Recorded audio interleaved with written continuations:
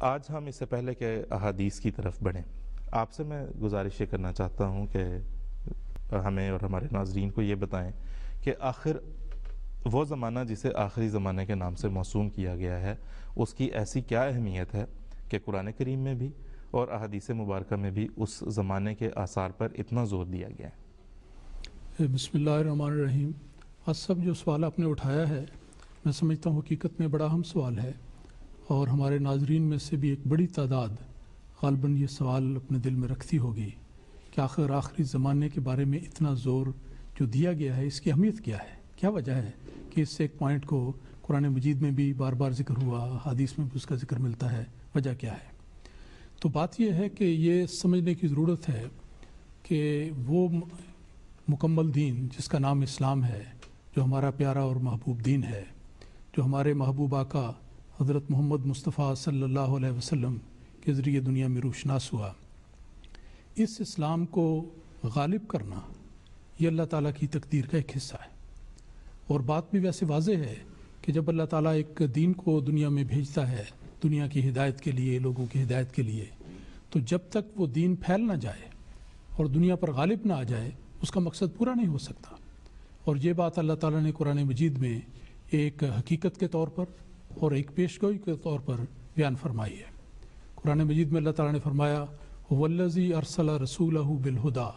وَدِينِ الْحَقِّ لِيُظْهِرَهُ عَلَى الدِّينِ كُلِّهِ کہ اللہ تعالیٰ نے اس دین کو بھیجا ہے اپنے رسول کامل کے ذریعے، اور اللہ تعالیٰ کی تقدیر ہے کہ اس کو سب ادیان پر غالب کرے۔ تو جہاں تک اسلام کے غلبے کا تعلق ہے، یہ یاد رکھنا چاہیے اس کے دو ادوار مقرر ہیں۔ یہ غلبہ دو بار مقدر ہے، ایک تو پہلے دور میں جس وقت نبی اکرم صلی اللہ علیہ وسلم کو رسالتاً اس دنیا میں بھیجا گیا، اور قرآن مجید کی سورہ جمعہ کی ابتدائی آیات میں اس کا ذکر آتا ہے کہ اللہ تعالیٰ نے آپ کی دو باستیں مقرر کی ہیں۔ ایک باست وہ ہے جو پہلے دور میں ہے،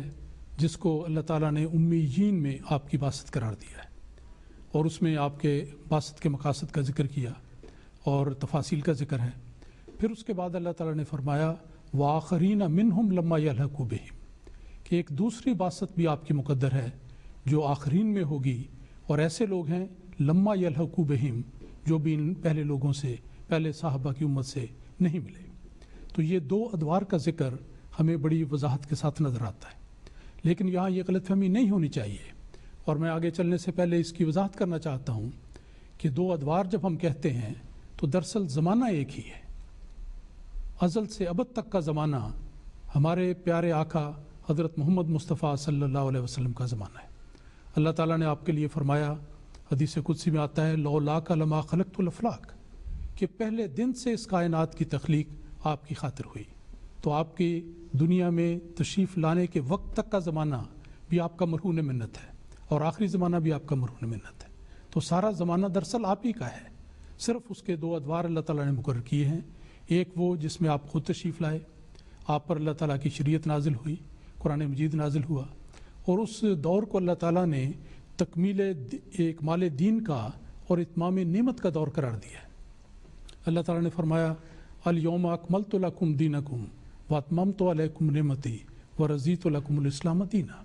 تو اس میں بتایا ہے کہ جو شریعت اللہ تعالیٰ نازل کرنا چاہتا تھا وہ بتمام و کمال نازل ہو گئی ہے، شریعت مکمل ہو گئی ہے، اور اس کامل شریعت کا نام اللہ تعالیٰ نے اسلام رکھا ہے۔ تو یہ آپ کے پہلے دور میں ہے، اور اس میں نہ صرف شریعت کی تکمیل ہوئی بلکہ شریعت کو آپ نے دنیا میں نافذ کیا، دنیا میں اس کا تعارف کروایا، خود اپنا اسوہ حسنہ پیش فرمایا۔ اس کے نتیجے میں آپ کے ذریعے آنے والا دین متین اس وقت کی دنیا پہ غالب آ گیا۔ تو یہ غلبے کا پہلا دور ہے جو رسول اکرم صلی اللہ علیہ وسلم کی بعثت کے ابتدائی دور میں ظاہر ہوا۔ اس کے بعد رسول پاک صلی اللہ علیہ وسلم نے اپنی حدیث میں بڑی وضاحت فرمائی ہے کہ جو میرا دور ہے، میرا زمانہ ہے، یہ زمانوں میں سے بہترین ہے۔ ایک حدیث میں آپ نے فرمایا کہ خیر الناس سے کرنی ثم الذین یلونہم ثم الذین یلونہم کہ جو لوگ میری صدی میں ہیں وہ سب سے بہترین ہیں، پھر اس کے بعد ہیں، پھر اس کے بعد ہیں۔ 3 صدیوں کا ذکر فرمایا۔ اور جہاں تک 2 ادوار کا ذکر ہے، یہ بھی ایک حدیث میں آپ نے بیان فرمایا کہ خیار امتی اولھا وآخرھا وفی وسطھا القدر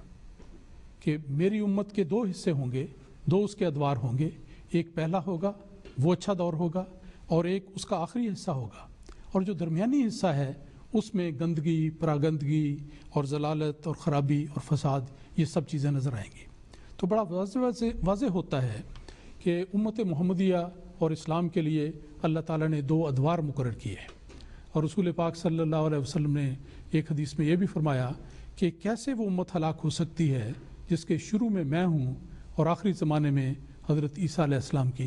کا نزول ہوگا، ان کی باسط ہوگی۔ جیسا ایک الگ مضمون ہے، اس کی وضاحت ہے کہ حضرت عیسیٰ علیہ السلام چونکہ طبی وفات پا چکے ہیں، اس لیے ان کے اصالتاً دوبارہ آنے کا تو سوال ہی پیدا نہیں ہوتا۔ یہ ان کے روحانی رنگ میں باسط ثانیہ کا ذکر ہے جو اللہ تعالیٰ کے فضل سے پوری ہو چکی ہے۔ تو یہ 2 ادوار ہیں۔ دوسرا وہ دور ہے جو 300 سالوں کے بعد پھر ضلالت اور گمراہی کا دور آنے والا تھا،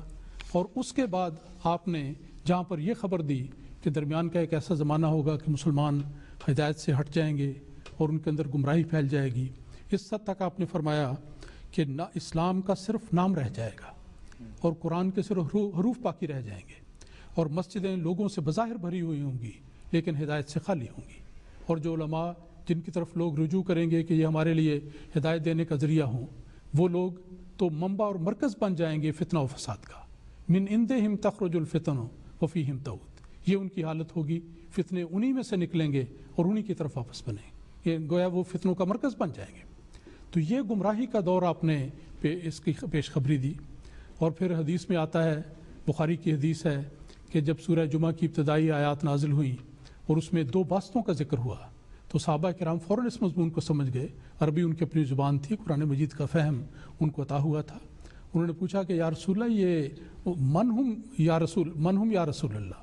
کہ وہ کون سے لوگ ہیں جن کا آخرین میں ذکر کیا گیا ہے، جن میں آپ نے دوبارہ تشریف لانا ہے؟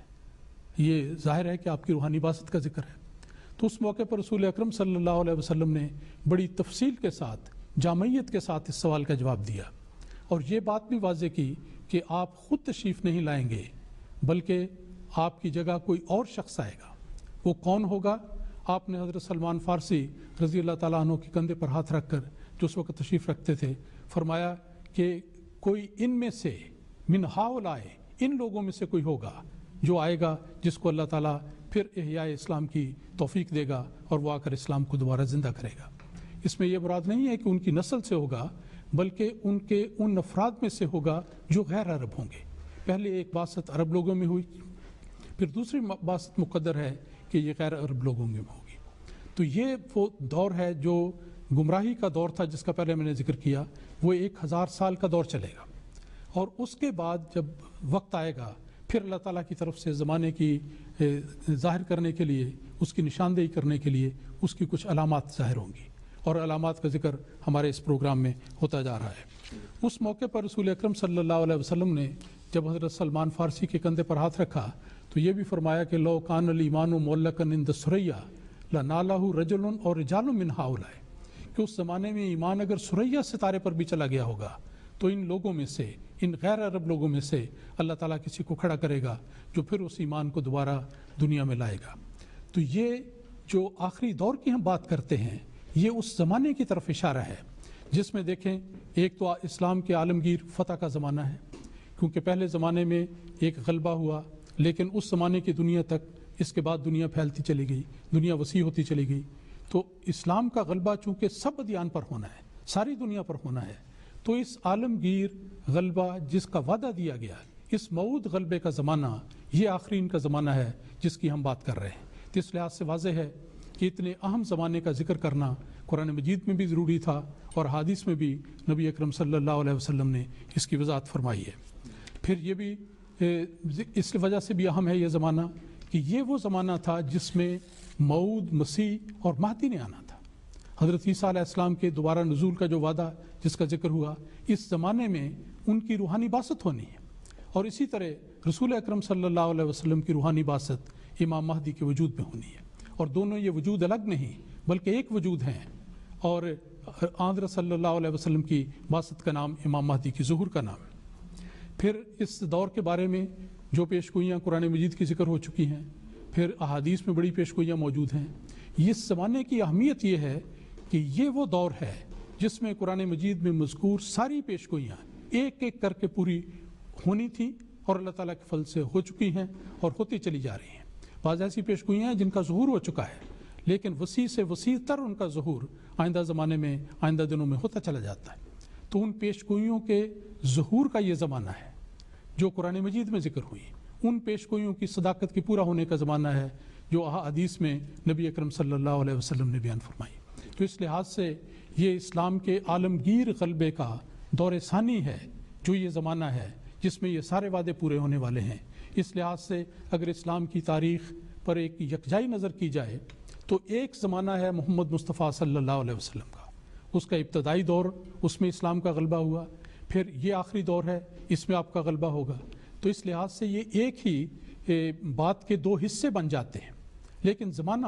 شروع سے لے کے آخر تک یہ نبی اکرم صلی اللہ علیہ وسلم کا زمانہ ہے۔ یہ غلط فہمی کسی کو نہیں ہونی چاہیے کہ یہ زمانہ کسی اور کا زمانہ ہے یا کسی اور شخص کے نام اس کو منسوب کیا جاتا ہے۔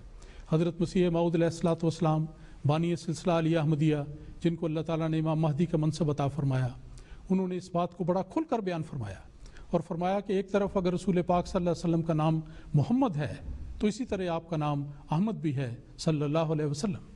اور اپنا مقام بیان کرتے ہوئے اور اپنی حیثیت کو متعین کرتے ہوئے آپ نے کیا خوب شعر فرمایا ہے، آپ نے فرمایا